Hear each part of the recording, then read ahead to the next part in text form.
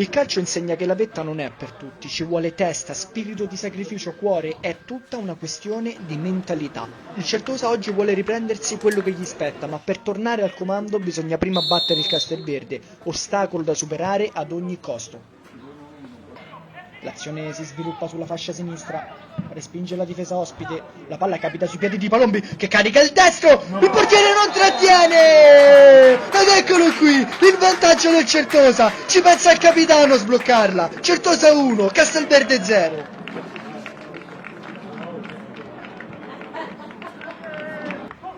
Silvestri osserva la posizione dei suoi, vede e serve da Furi, occhio al mancino, pallone sul fondo. Sta prendendo campo il Castelverde, attenzione all'iniziativa dalla destra, la difesa del Certosa riesce ad allontanare in qualche modo, c'è un batti e ribatti e poi il calcio di rigore per il Castelverde, l'arbitro non ha avuto dubbi. Grande occasione adesso per i biancoverdi che conquistano un tiro dal dischetto.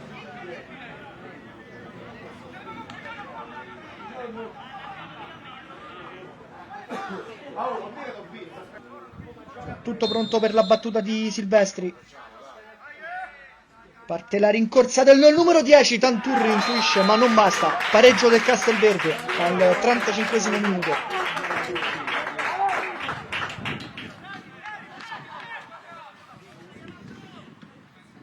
Si riparte allora con una grande notizia, il Torre Angela sta battendo lo Zena, serve il gol. Tanto Certosa in area di rigore, vediamo un po'.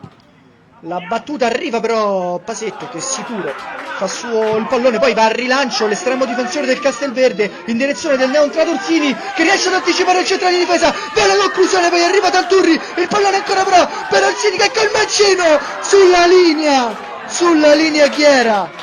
Potrebbe essere una delle ultime azioni, il pallone spiova il centro dell'area, arriva Nardone di destra! Gol importantissimo del numero 4 del Certosa che al 38esimo del secondo tempo realizza il 2-1.